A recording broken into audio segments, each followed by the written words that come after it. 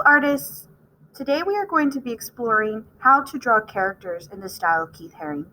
This week we heard from the story Keith Haring, the Boy Who Just Kept Drawing by K.A. Haring, illustrated by Robert Newbecker. We also looked at a video on Tuesday of animations of Keith Haring's artworks.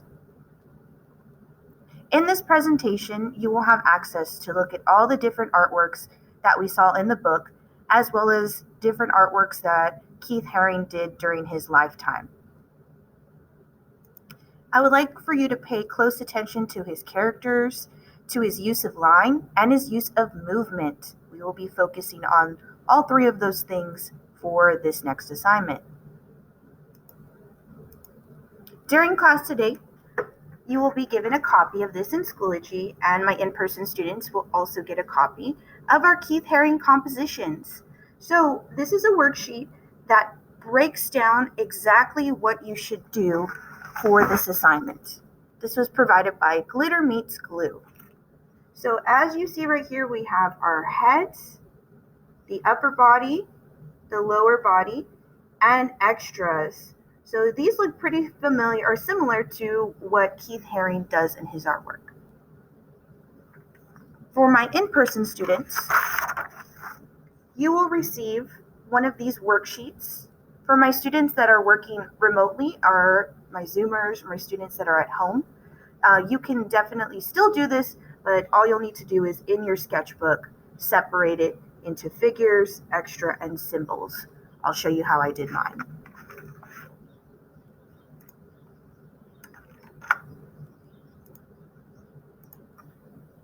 So I did pretty much the same thing, only difference is I put Keith Haring sketches so I remember what I'm doing. My figures are going to be the bodies I'm going to draw. Extras are going to be all the extra things that we saw on the worksheet, like the computer head, the heart, the wings, whatever you saw also in the presentation for Keith Haring you can use. And then finally, symbols.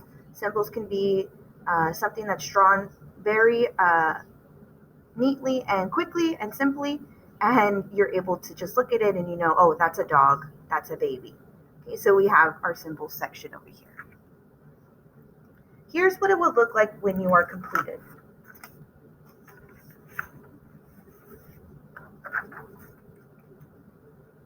We have a combination from the heads, the upper body, and the lower body as we see on this student's artwork. They chose to use the snake head with the regular human form, but they also paid attention to adding those lines that we saw inside of the Keith Haring presentation. They also decided to do what looks like a dog head with a human body.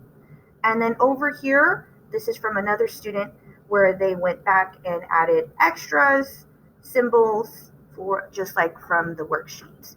The reason I'd like for you to do this is because we're preparing for our next assignment, where you are going to create your own Keith Haring artwork using the combination of sketches that you just created.